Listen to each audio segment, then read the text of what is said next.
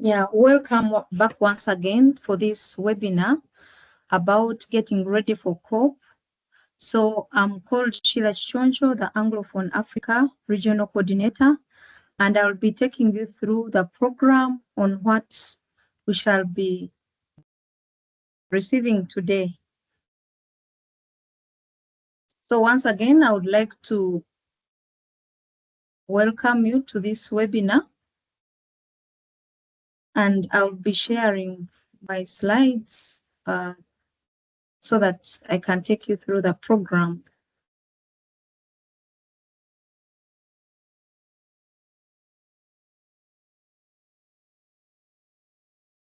So this webinar is aims to build momentum and get Anglophone Africa region ready to better prepare for COP30 and utilize opportunities that will foster preparation of BTRs under the ETF reporting, specifically under Article 13. Specific objectives, we would want to really understand the key negotiation items for ETF and expectations at COP. And we have very good speakers from the AGN who will be presenting and giving more insight in some of these elements. And we shall also be, we aim to share outstanding challenges on ETF reporting, including support needed, access to funds for enabling activities, and also preparation of the biennial transparency reports. And also we aim to get insights from practitioners and countries on outstanding challenges on ETF. And the agenda is very simple. We have only 1 hour, so we shall be taking a group photo later, and then we shall also have welcome remarks from Dr. Ladilas Chaluzi Leonidas, the SPI lead coordinator, and support to AGN chair. And then also we shall have Ms. Ketsiwe Kumalo, senior advisor from CBIT-GSP UNFCCC, to also give us some opening welcoming remarks. And then we shall be listening to Dr. Andrew, who will be taking us through key negotiation items for ETF and expectations, just key priorities, and his focal point for ETF under the AGN. And then we shall also listen to Ms. Sandra, who will be giving us just a general overview of insights on outstanding challenges on ETF in the context of support needed and access to funds for enabling activities. And we shall also listen to Mr. Frederick Ouma on how countries have been working on preparation of the BTRs and general insights and overview for some of the outstanding challenges that can help countries to negotiate better. And then we shall also have a Mentimeter on outstanding challenges on ETF, and then we shall have discussions on outstanding challenges based on the Mentimeter, and the discussion will be led by Yamikani, so who is also a member of the African Group of Negotiators. And then we shall close with a feedback survey to see how this webinar has been going. So I will later flash this on your screens as we go on with the program. Thank you so much. So at this juncture, I would like to welcome Dr. Leo to give us the opening remarks. Thank you.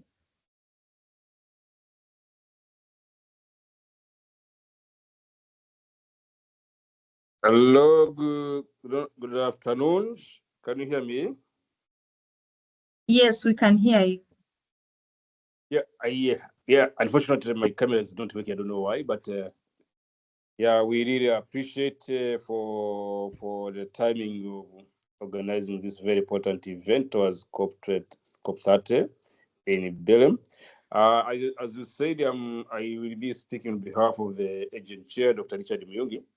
He's engaged in many activities as we approach to COP30, but even other national activities, because tomorrow we have the election here in United Republic of Tanzania. For me, I am the SBI lead coordinator for African Group of Negotiators, and I'm glad that my colleagues, Andrew is online, and Victoria, she's also online. I don't know, you didn't like to have introduction. Maybe I would like to know, because I wanted to know people who are around. I don't know, you can guide share. Yeah, thank you so much for that. So the other speakers will also be speaking and introducing, and I can see we are 27. So this audience is focusing on mainly Anglophone African countries, and we have diverse people, practitioners at the same time as those that are interested in ETF reporting from private sector that we have been engaging in our activities. So the other colleagues from the AGN will be introducing themselves as we go along. Thank you. Thank you very much. Thank you for guidance. That is correct, and you take it. Unfortunately, we have another meeting. You mentioned the photo at the end, but I will not be available. But my colleagues will be around. I hope so. For us, just to congratulate you at the timing you organized this event. And as I said that we have 20 years now, as you know, more than 20 years since we had the 20 years for the Kyoto Protocol, where we tried also to have and to coming later with the Paris Agreement, which now we have the decade. So this is really the good milestone that comes to the vital moment when the weight stands at the crossroader between our premises that we made with the risk that we can now not revise the losses we are facing with the climate change. So this is very important. The transparency framework is very, very important. I congratulate you to take these opportunities to contribute to the African interest. So we really, as climate change, as you know, that we are facing more than 5% of the GDP annually that we are suffering a loss. So transparency, yes, in transparency framework is quite very important, and it is not a procedural obligation. For us, we take it as a lifeline for accountability, ambition, and the fairness in global climate governance as a whole. So this is very, very important, and we really look forward to have your input in COP30. We, as Africa, we are approaching COP30 as we are guided by the principles of unity, equity, and the principle of the common but special responsibilities, but also the specific capabilities as highlighted in the Paris Agreement. So this is very important, and for us, we call for ambitious and the balanced and just outcome when we are going to Belém. That will be rooted to the science, but it has to look on the center that the people have to benefit. And this is backed by the real means of the implementation as Africa. That's the big agenda. The capacity building, finance and technology development and transfer for us very, very key. So at the heart of these priorities, this relies on transparency as a backbone of trust and integrity in the Paris Agreement. As you know, Article 13 on this matter is very, very important, and also Article 9 of the Paris Agreement, where we are talking that transparency system should enable Africa to demonstrate the progress, identify gaps, and advocate for the financial and technical support for us is very, very important. And this has been promised by the Paris Agreement. So we are really glad to see colleagues, you are taking this shape to ensure that the ETF represents the transformative shift from the fragmented donor-driven reporting, country-owned and industrialized national systems. As you know, that many African nations have now submitted their first BTRs, and several have completed their technical experts reviews, which this is a testament that the continent has a commitment built on the credible and in ensuring the systems that are working for the benefit of the continent. So this is really very, very important. And also, as Africa, as we prepare for the Belém, of course, my colleagues will come in to give the clear message what you want, but for us, transparency must match with support. That is very, very important. So the ETF cannot fully realize arise without the strengthening of the institutions' capacity, as I said. And also we have the digital infrastructure and human capital. So we need to see that where we have the discussion in the Belém, enhance the access to climate finance to support the preparation of the BTRs and institutional MRV systems. That is very, very important. Of course, the experts will come to more details, but for us, we see it has to be linked on the climate finance support. The second, we also think that strengthening the collaboration between the other capacity building, the CGE, PCB, and the Secretariat itself, so as to enhance the reporting backlogs to this process. But also, as we say, that we have to ensure that there is a dedicated capacity building window to support the GCF, within the GCF, within the GF support, for transparency-related activities. That is very, very key. And in that context, that now the recognition of Africa special needs and circumstances in ETF implementation, this will ensure that no country is left behind. So these are the four issues that we are really raising to ensure that as Africa, we take the very seriously the implementation of Article 9 and Article 13 of the Paris Agreement. Very, very key. We must now link transparency to adaptation. We, as Africa, as you know, loss and damage, we have said this is a priority, but just transition of which Africa looks at this has to enhance the development agenda within Africa is very, very important. So transparency is not merely about numbers. This is telling Africa's story, how our communities are adapting, innovating is taking place in Africa, and how we are building the resiliencies and admitting the global uncertainty in the context of the discussions we are going to Belém. I know you have 1 hour, but let me use today's opportunity to reinforce our shared commitment and to be the stronger, more transparent for Africa, that in negotiators we have the confidence in the context that integrity and delivering the impact, that the COP30 now should deliver the impact really as we bidding the case of 1992 in Brazil. Now we are going to Belém the same in Brazil. So we need to see that we have the impact from the outcome, the COP. So colleagues, this is the message we are sending as the chair of the AGN. But more details, colleagues Victoria and Andrew, you may come in later within the program. I thank you very much, and I wish you the best to the rest of the time during the discussion. Thank you, Sheila. Yeah, thank you so much for those encouraging and words that are building momentum across Anglophone Africa. At this moment, I would like to invite Ms. Ketsiwe Kumaro to give us also her opening remarks. Thank you. Thanks, Sheila, and thanks, colleagues, and welcome all of you to this webinar. And I'm just happy to be amongst you this morning. I see very familiar people, negotiators, and also practitioners that are working on the ground. And also to acknowledge the chair of the AGN, and their presence in this webinar really means a lot.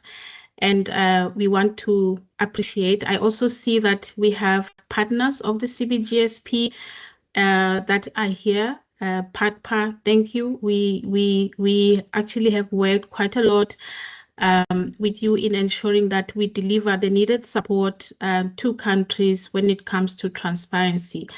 So friends and colleagues, I think for me, I really want to appreciate that we have this space today, and want to encourage you that we use this space to actually bridge the gap in terms of the negotiators and also the practitioners. As you know, that negotiations are actually very important for the process, and what is being negotiated comes back to inform policy at home, comes back to us to actually try to figure out how we implement it.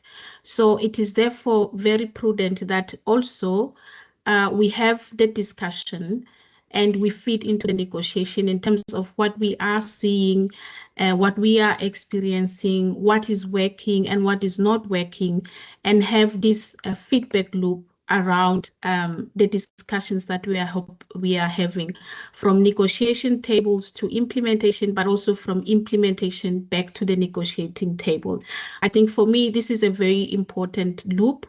And so I take this webinar as something that is very important for us as Anglophone Africans, that we have this discussion to ensure that we are able to inform the negotiations. I know we are here with very good, and our lead negotiator on transparency, I see Andrew here with us, and I really want to encourage all of us here to really be candid in our conversation in terms of some of the challenges. We have seen a number of countries already submitted their first BTRs, and a number of countries, a few of the countries have already gone through the technical expert review process, and some of our colleagues also here, countries from the Anglophone Africa, will be going through the FMCP in COP30. And that really completes the loop when it comes to the processes of the enhanced transparency framework that a country has to undergo. And from each process, there are different lessons that countries are drawing from. We have been using the MPGs, trying to figure it out, trying to interpret all the provisions that are in the MPGs to deliver the BTRs. And also through the TRs process, we have engaged with experts that really led also in some identification of areas of improvement. And in the FMCP, it is going to be, again, a space for sharing experiences and from learning from each other as countries in terms of how to proceed. And all these processes, colleagues, require the practitioners, require us to tell the story, to tell the African story in terms of the realities, in terms of the experiences, in terms of the actual challenges, so that these processes can be improved. The MPGs, there is space to improve the MPGs, and also there is space to improve, more importantly for me, the support that is needed to ensure that countries are able to report. And working with all the partners as part of the ecosystem that provides support to transparency countries, there's quite a lot of inspiring lessons that we have learned in terms of what countries are trying to do in terms of best practices and also in terms of innovation. But also we have learned a lot in terms of what are the real challenges that countries are facing, and which I think it will be very important to really speak to those and make sure that they are informing the process so that we are able to really receive the support that we need, and we are able to ensure that the negotiations are feeding back to reality in terms of what is happening on the ground. So I just want to encourage us that we really have this candid conversation. In COP30, what will be very important for me for transparency, I think, of course, is the issue of support for developing countries in reporting under the Convention and the Paris Agreement. This conversation is very key. And this conversation is informed by a number of different processes.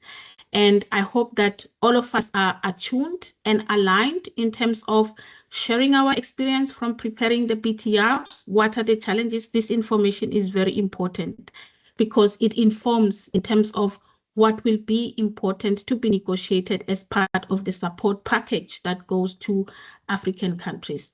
Of course, we are also working with the CGE, and this year it has been very important for us to partner with the CGE, and the terms of reference of the CGE are up for negotiations in Belém. So it is very important, and this is also support to developing countries. So it's also very important that we are attuned and aligned and understand what will be important for us to get from these processes. So without wasting much time and also unpacking, I know that there will be a bigger discussion around this issue that Andrew will share with us, but just to encourage all of you that this is part of the process, and it's very important that the practitioners, even if we don't have the opportunity to go to COP, but we really give our negotiators food for thought, and we give them the realities and clear understanding of what is happening. And also to our negotiators that they take courage to table these issues as they are during the negotiation and ensure that we are actually informing the process and making sure that we are learning in the process, but we are also receiving the support that is needed to actually move the processes forward. Without transparency, colleagues, it would be very difficult for countries to implement NDCs. Without transparency, colleagues, it would be very difficult to understand where we are in terms of achieving the objectives of the Paris Agreement. So transparency becomes very important. So we should take these discussions very serious and ensure that we achieve what we want to achieve, but also we think of the bigger picture in terms of what are the issues that are very dear and very important in the African context. So thank you very much, Sheila, and really looking forward to interesting discussion. And I would like to encourage all of us that we engage, we ask the necessary questions, and hope that the conversations will be practical, candid, and also inspiring. Thank you so much. Yeah, thank you so much, Ketsiwe, for those insights and guiding direction for today's discussion. I would like at this moment to introduce Dr. Andrew, who will be taking us through key negotiation items for ETF and expectations and providing key priorities in that direction. So Andrew, kindly take on the floor. Thank you.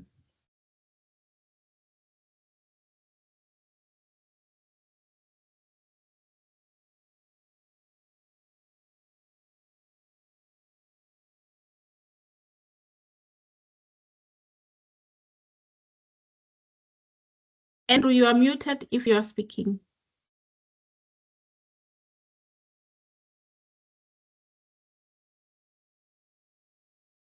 Okay. Okay, let me try it.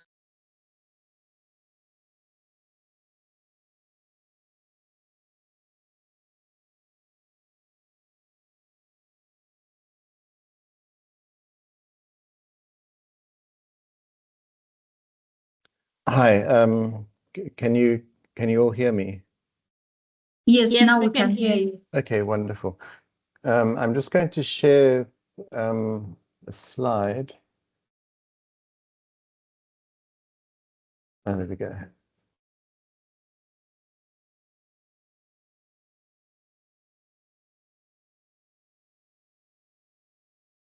Can you all see that in slide view? Yes, we can see the slide. Okay, wonderful. Thank you very much. And thanks for putting this all together. It's very important and a very useful discussion just before the COP. And a lot of the important principles that that I will cover have been very usefully covered by the initial statements from Gladys and from Ketsiwe. Also glad to see my AGN colleagues here, Victoria, Fred, Sandra, and Yamkani. We have a really great transparency team in the AGN. I'm going to talk through this quite busy slide quite briefly, and maybe if there's time for questions, we can come back to some pieces of it. But I'm just going to highlight the really important issues that we will be negotiating in COP30 and some of the things that we will be taking forward. And this includes items which are not directly transparency agenda items, but have an important bearing and a place in the overall ecosystem. So, I mean, these are three basic principles that underlie the AGN position. The first one is that support for reporting, which is the purpose of the GSP and CBIT, should effectively build sustainable capacity in our national governments and associated institutions, which have a long-term relationship technically with government. And it's obviously up to individual governments to figure out what the best combination of that is, but how we're trying to approach this is to move away from the model where you use consultants who and then next year you use a different bunch of consultants, etc. And that sustainability includes building the systems that you need to report and having a dedicated team that have a long horizon and will be working on several different reports in a row rather than sort of trying to put together a new team every time we do this. Then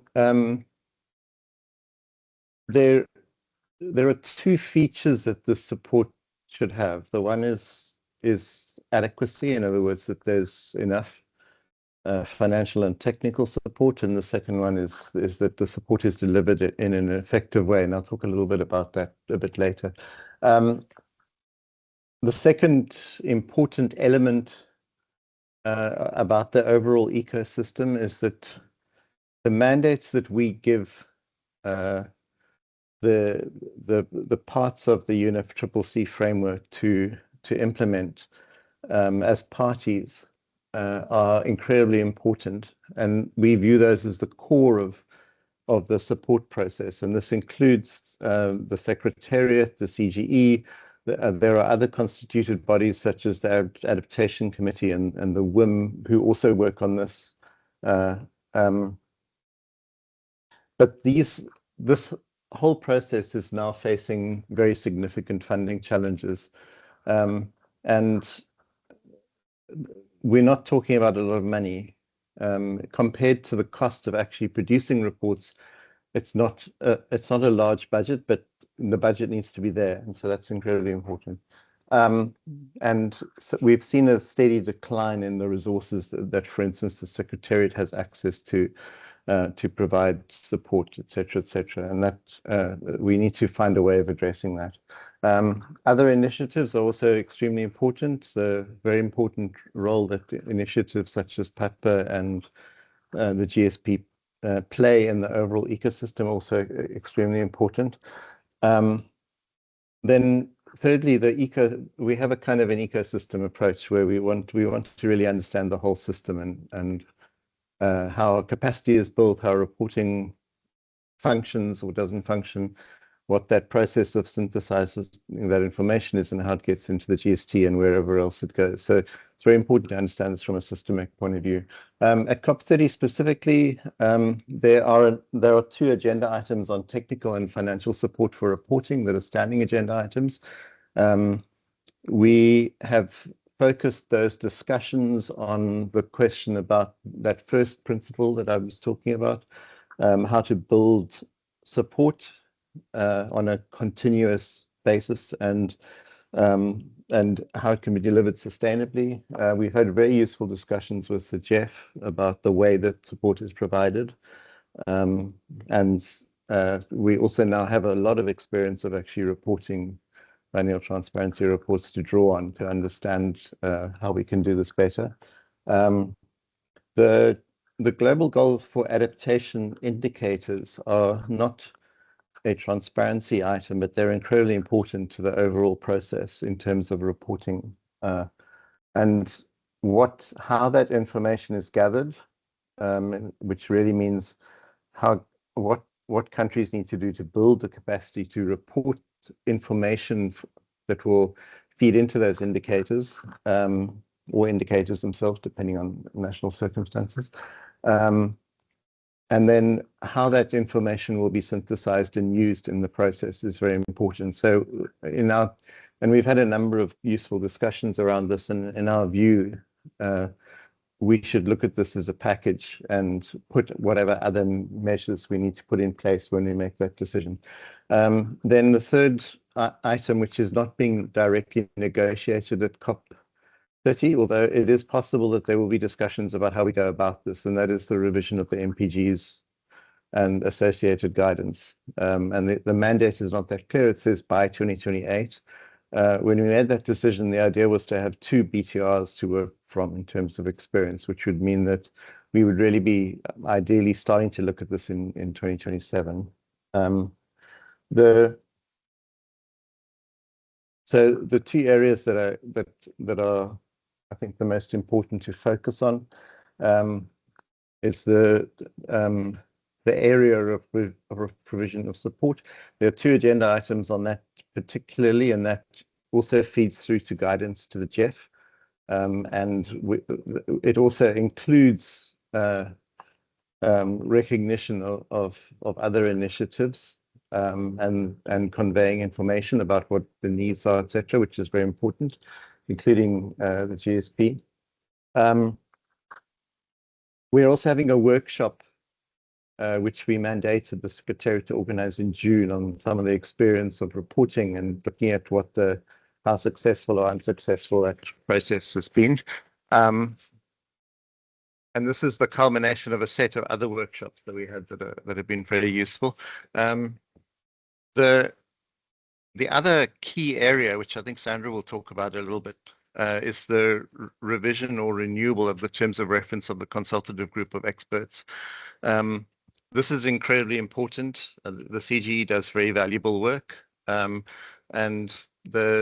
we would basically be tweaking their current terms of reference, but also very importantly looking at making the CGE a permanent body which has occasional reviews to tweak its mandate rather than this kind of having to negotiate its renewal every few years. And then the critical area that we need to address, and we need some creative thinking about this, is how to address the problem of the CGE having adequate resources to meet and to carry out all of its mandates, and it doesn't currently have those resources. Again, this is not a lot of money in the overall system. These are small amounts compared to the overall budget for reporting, etc., but they do make an incredible difference to the way the whole system works. And then lastly, the global goal and adaptation, looking at the transparency linkages to that. We've been working with our adaptation colleagues on that, looking at how the reporting process will fit into that overall ecosystem and the synthesis process and the GST. Thanks.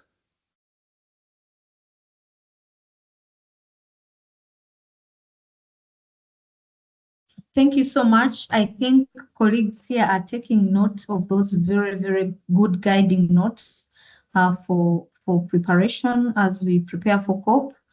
I do not want to really take a lot of time unless someone has a question, but I was thinking that we can first listen from Sandra, then we can get to the discussion in the last part of this webinar. So if we do not have any question, we can go to Sandra. Kindly take the floor. Thank you.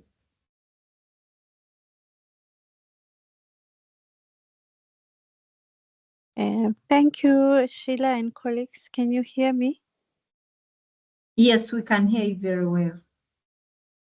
Okay, thank you. Sorry if my voice is still a bit cracky. It's still 6:38 a.m. here. I'm in Peru for the IPCC meeting. So colleagues, my name, for those who don't know me, it's Sandra Muswanedi. I am from South Africa, and I am the chair of the consultative group of experts. At home, I manage our portfolio on all matters under the UNFCCC.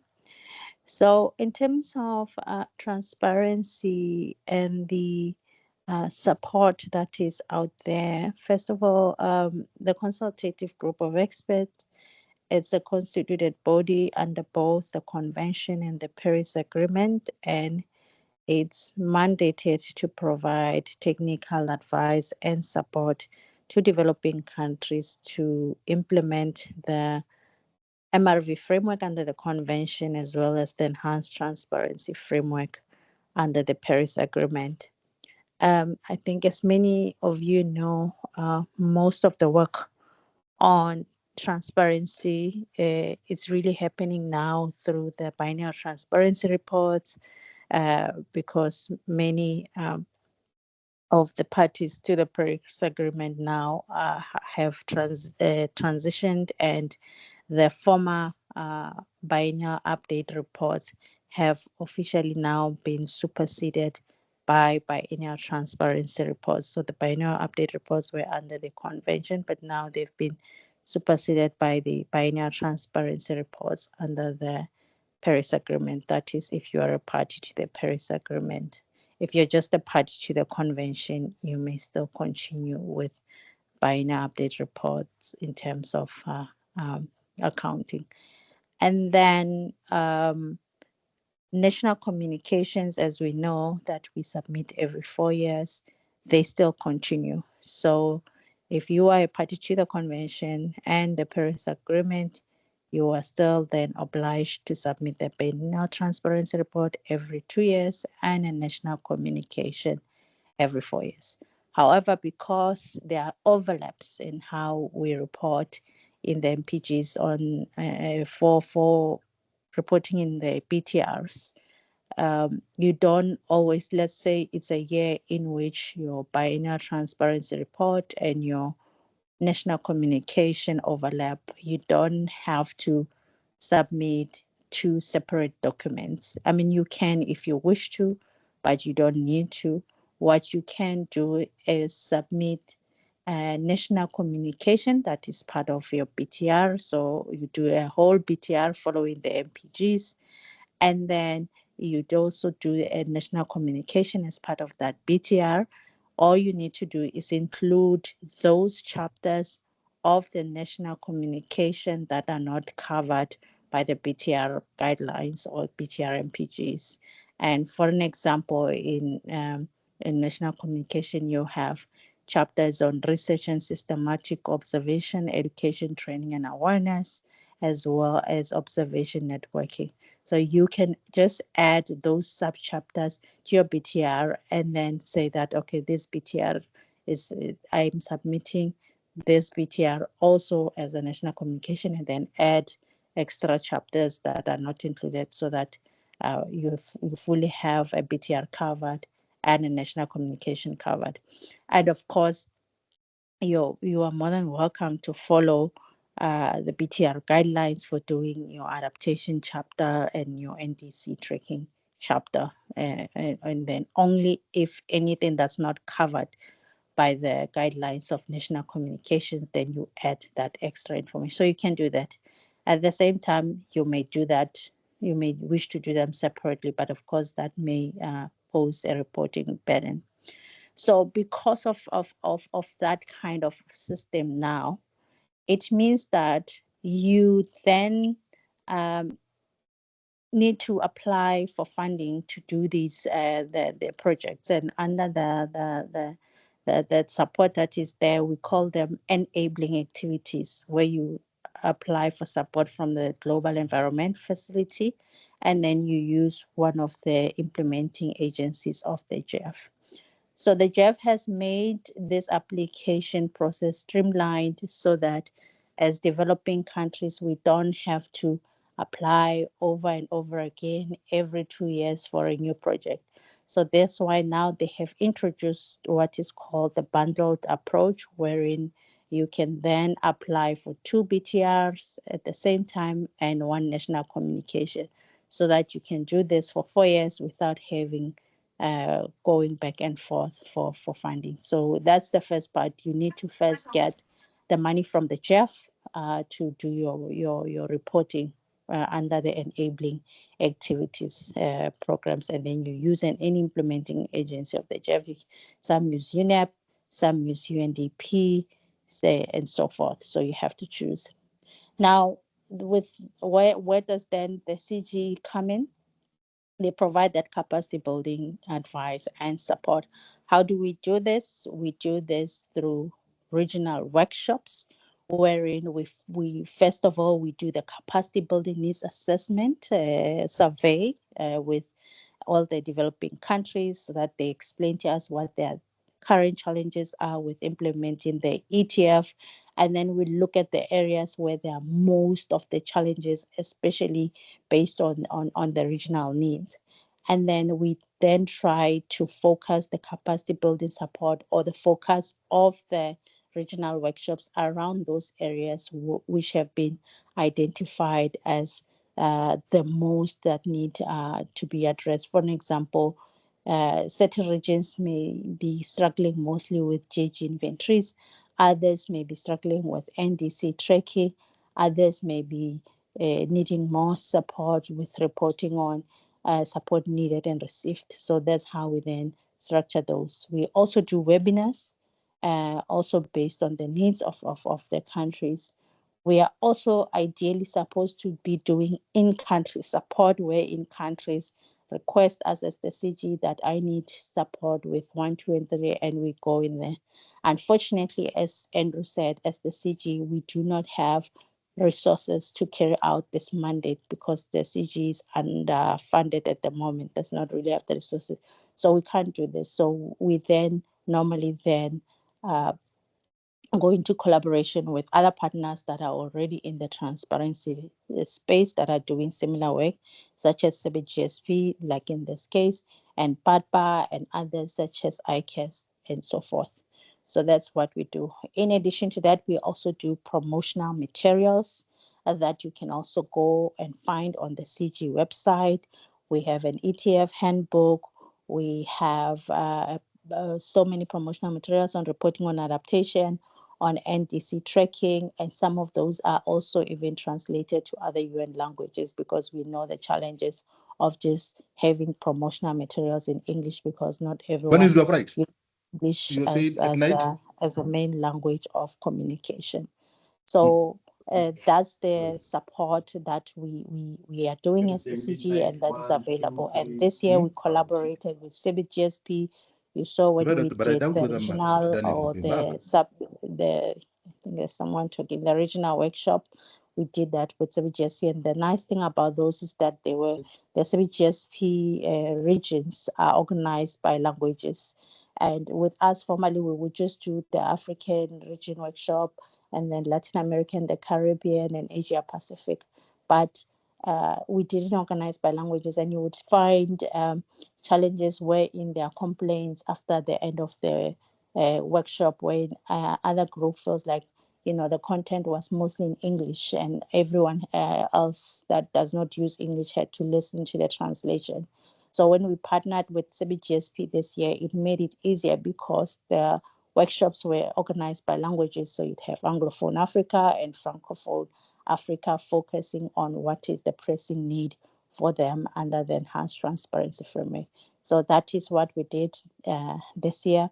And then also we worked with PADPA. We had another Anglophone Africa workshop with PADPA in Nigeria, and then one with CBGSP in the Seychelles for Anglophone Africa. For Francophone, we had one in Senegal this year with CBGSP. And I believe there was also one with PADPA, but I forgot where it was held. So that is how we normally organize our work. So also, I know for many developing countries that were not able to submit the BTRs and that are not LDCs and SIDS, you may have been contacted by the Compliance Committee, the Paris Agreement Implementation and Compliance Committee, because for all parties except for LDCs and SIDS which may submit BTRs at their own discretions, they had to submit BTRs by the 31st of December last year. So I think before the Compliance Committee met, if you were a developing country or even a developed country, but in this case, we focus on developing countries. If you're a developing country, not an LDC and a SID, and you had not submitted a BTR, you must have been contacted by the Compliance Committee. So if you are in that situation, and we also have that role as the CG to work with the Compliance Committee to facilitate with any challenges that you're experiencing and in helping you to submit the BTR. Of course, other challenges may not be possible for the CG to address because they could be political and all of that. But I think, Sheila, basically in a nutshell, that is more or less the role of the CG. And we are here for all developing countries to really ensure that we all get to one point, or we all have our institutional and national capacities fully in place and built to fully implement the enhanced transparency framework and the MRV framework under the convention.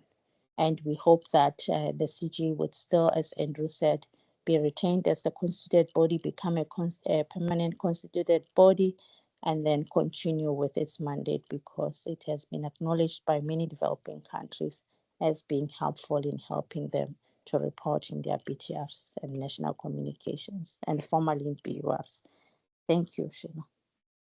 Yeah, thank you so much, Sandra, and thank you so much for the sacrifice. I know it is still very early in the wee hours of the morning, but we were able to join and really elaborate on some of those very important elements on the role of CGE and how you have been involved, but also most importantly, the insights on how countries can organize to participate at COP30. So at this moment, I will also invite Frederick, who can also give us some insights on the preparation of the BTR and give some countries some insights on how they can go about that, fast-tracking the process, preparing for BTR2. Yes, so Frederick, the floor is yours. Thank you.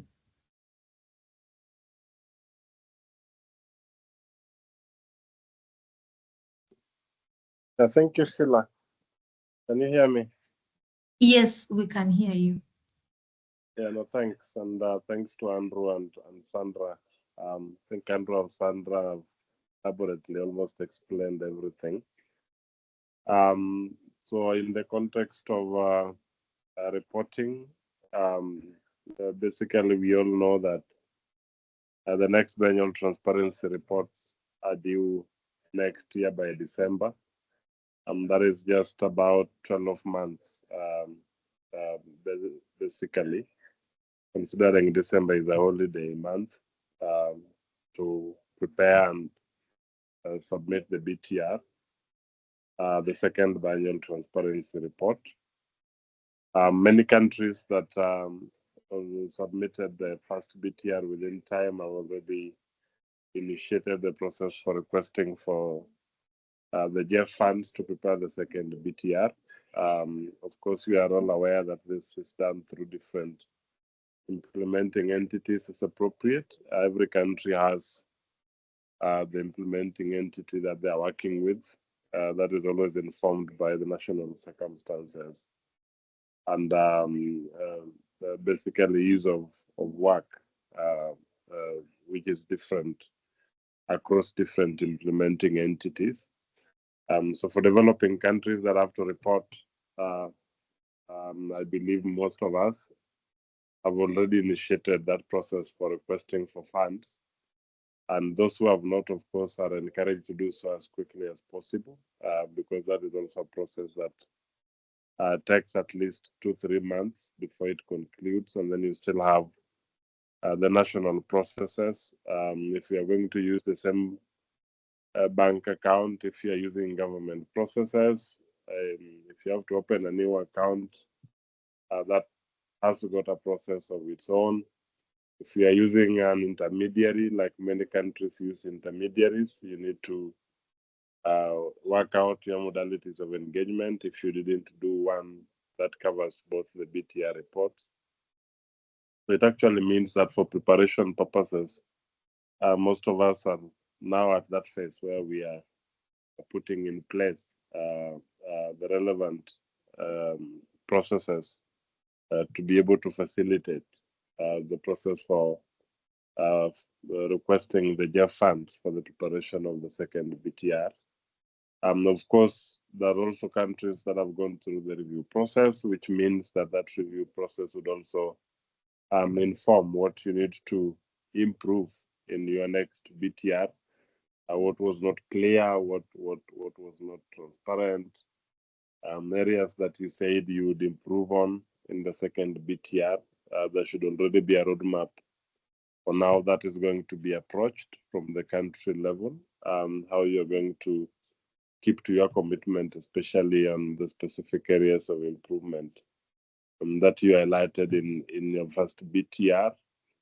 The areas that have been identified in the additional areas for capacity building that have been identified in the review process, that should also be part of the roadmap in terms of, are you able to get support to already address some capacity building needs identified in the review process, and how does that then facilitate the improved report, second report, by the end of of 2026. So we need to appreciate that after Belém, it is going to be another crash program,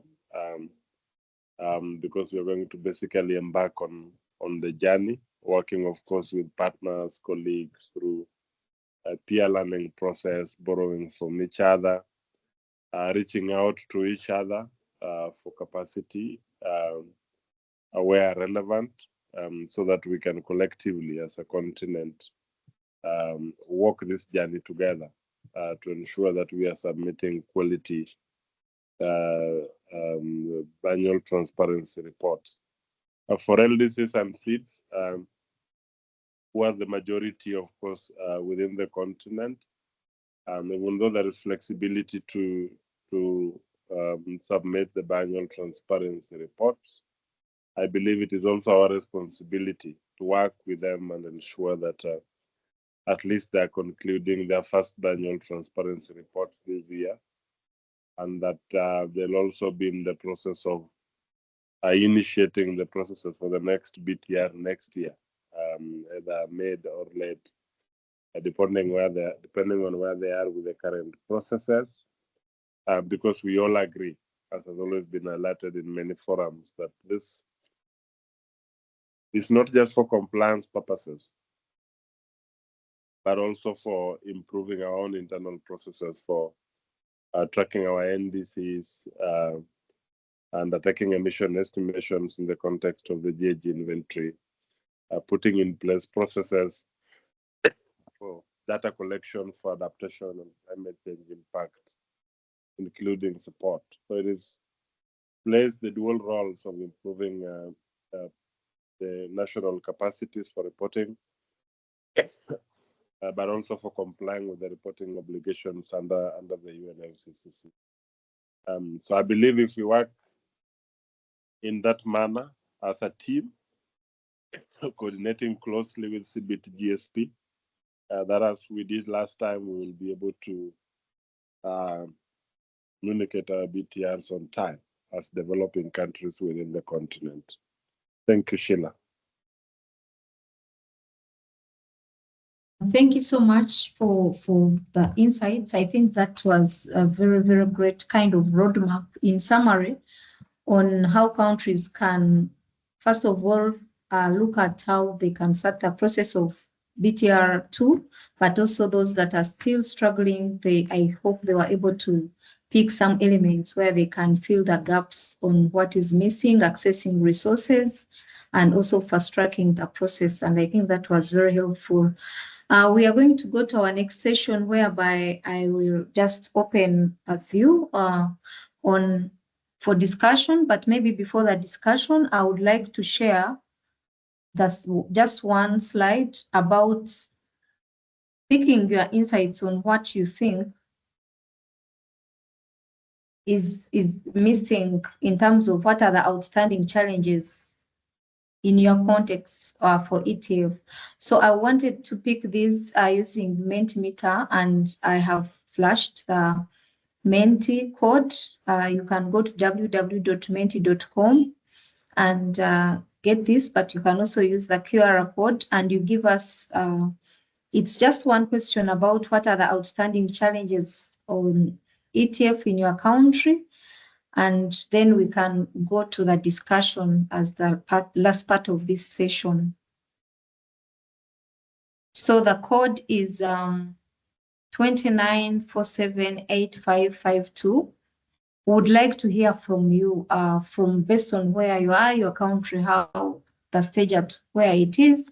What are those outstanding challenges on ETF reporting that you think should be highlighted during COP30? I think getting your views is very important for negotiators, since we have the AGN group here, but also it's very important to really appreciate that it's not only from your country, but it's a shared kind of challenge across the different countries in Anglophone Africa.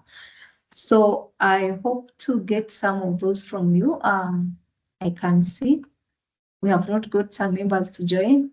The code is 29478552, or you can also do the scan of the QR code on your screen so that we are able to go into the discussion. I got some apologies from Yamikani, like I had indicated on the agenda. He's not able to be with us because of equally competing responsibilities, and he will not be able to join us, so we shall have to go through the discussion after getting your views. Thank you. So I can see we have some outstanding challenges on in-house competency, data accessibility, the funds. Someone is saying they are more personal. In-house competency, I think that is also part of capacity building, technical capacity. And I think all the previous speakers were really hinting on that at different levels. And since they are a team of negotiators, I think they are trying to approach that in different angles. I hope it will trickle down for countries to benefit as we go along. And then I can say sustainability is something that is also coming up in terms of institutional arrangements. And then institutionalizing ETF, I think this is what someone is trying to talk about. Someone from the previous speakers, I think someone had also talked about the MRVs, how the transiting from the domestic MRVs to the ETF MRVs, so that one can also help. I can see limited technical capacity is still being talked about, access to funds, data management, data limitation, lack of reliable data, no data. Yes, I think these are very good insights to lead to our next session.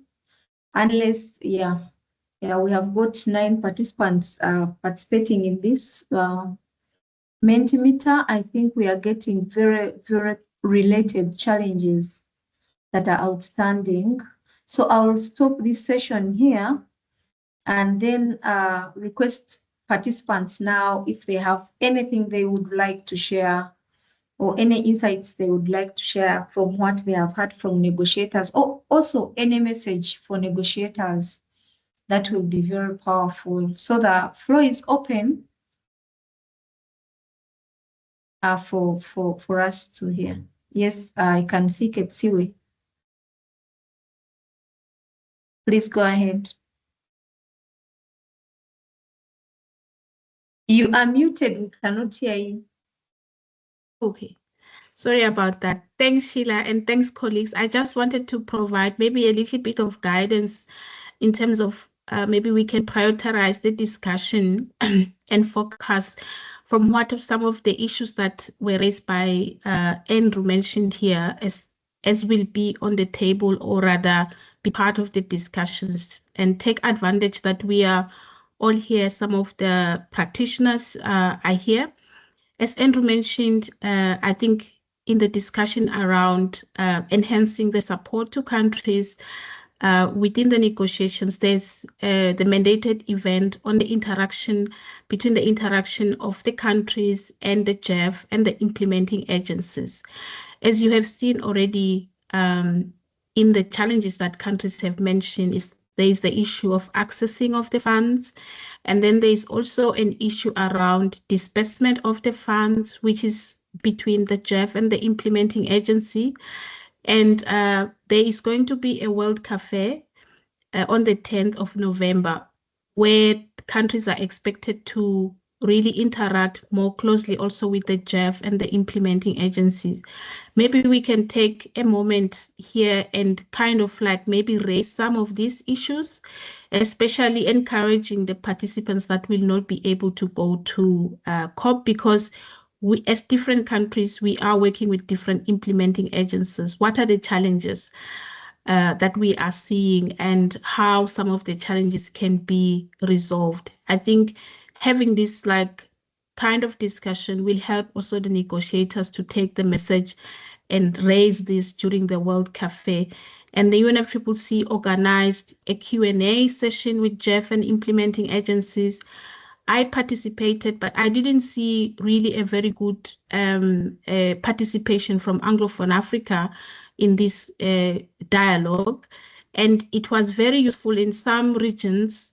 Really, it was really an intense, a good discussion to actually bring in those critical issues, because the purpose is to improve. How can the GEF improve? How can the implementing agencies improve? So the questions are actually related to ensuring that there is improvement in all fronts. So this is what I can leave here, and hope that countries will take an opportunity to actually discuss this, or at least pass the message to the negotiators to really bring in the thorny issues that are very important to actually be engaged with the implementing agencies and the GEF. Thanks, Sheila. Yeah, thank you so much. I think those insights are really very powerful and pointing to guide on what discussions can be focused on. So the floor is still open, and I would like to encourage participants to open their microphones and speak.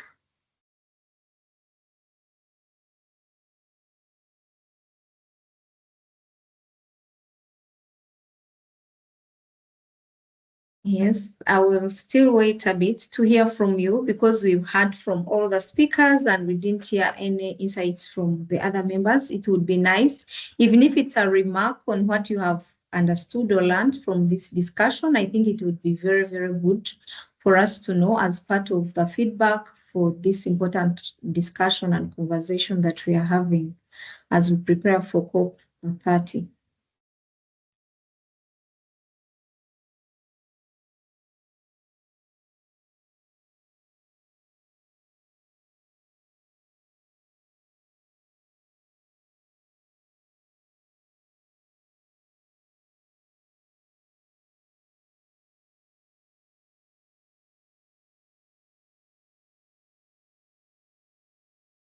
Maybe, Sheila, maybe everything is going well from the Anglophone Africa with the GEF agencies. Maybe we could also discuss, I think, experience in using the MPGs. I think one area Andrew mentioned that we are looking at how to improve also the MPGs, or to update the MPGs based on experiences. It could be people sharing their experience in the interpretation of the MPGs, but also it could be an addition to the challenges that have already been highlighted by Frederick, in terms of what experiences you had in preparing your first BTR. Colleagues, these conversations are very important, and there is no issue that is less important than the other.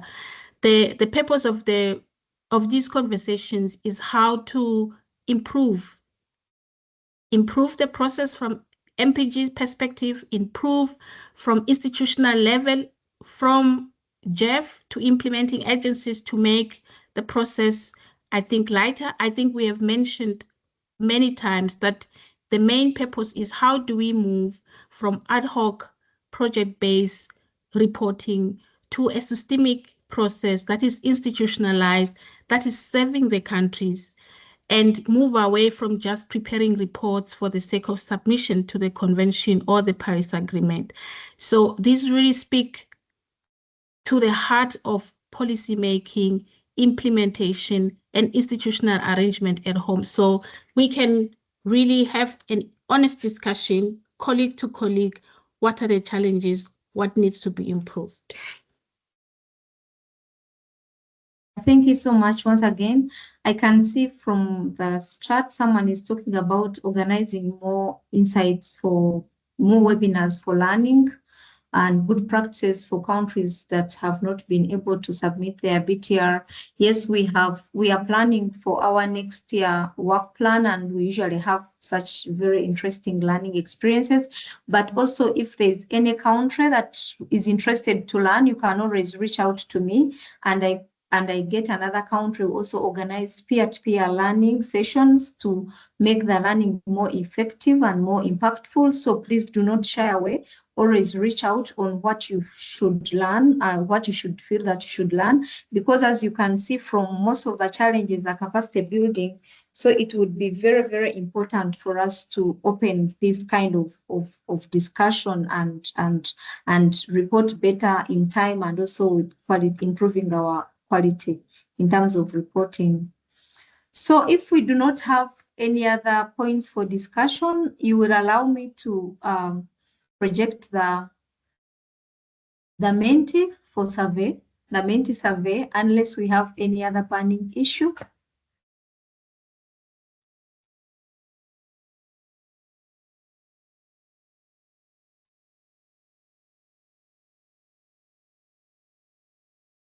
So let me project the Menti survey so that we can close the webinar. But thank you so much for the sacrifices. For those of you who have been able to join, I think it was a very good discussion. And I hope that some of those who missed will be able to listen to the recording.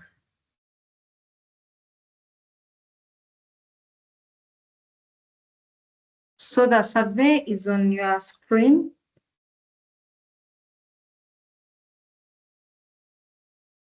Kindly join www.menti.com.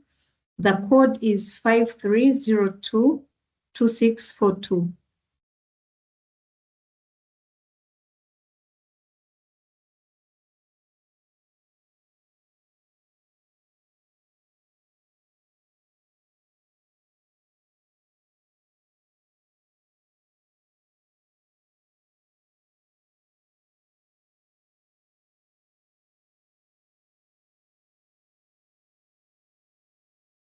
Sorry, Sheila, just to mention that if there are people who are interested in attending the World Cafe on the conversation between the GEF and its implementing agencies, I've shared the link to the event and also shared a registration link.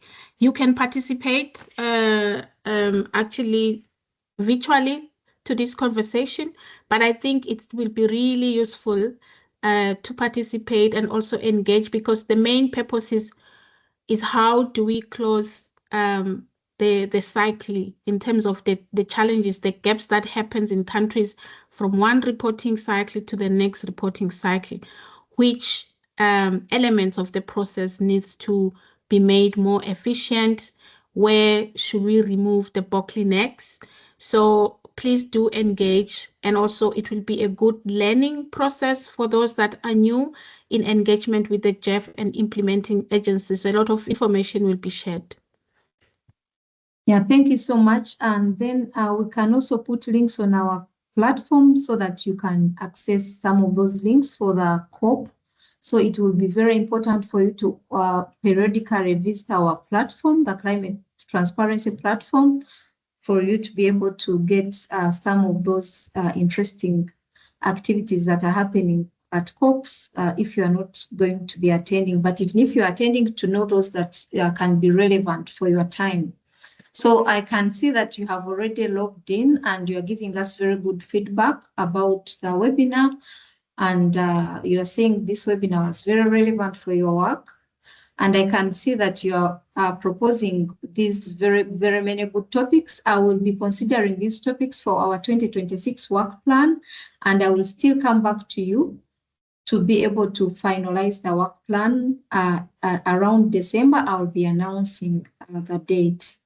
So thank you so much for joining us today. I know we had planned for 1 hour, but when the discussion is really very interesting, sometimes you cannot avoid going over time. I would like to apologize for that. And as we are closing, I would like to really take this opportunity to appreciate our speakers from the AGN and also Ketsiwe, who has created a lot of time to focus on this and share a little more information and insight on how Anglophone African countries can prepare for COP30. Thank you so much. And as we close, I would like to request that we can just open our cameras and I take the photo as the last part of the session. And we can also say bye-bye to colleagues. Yeah, thank you so much. I'll be sharing the recording. Yeah. Thank you so much. My camera is not on, but the good thing, you at least all know me, most of you. So I'll request those who are able to switch on their cameras. I will really be grateful. And those who are not able, maybe they are also like me. I don't know what has happened to my phone, my computer. So that's why my camera is not on, but I'm really very grateful that you were able to join us today. And I'm able to take a few shots that I will keep for the record. Yeah, thank you so much. And you can say bye-bye to everyone.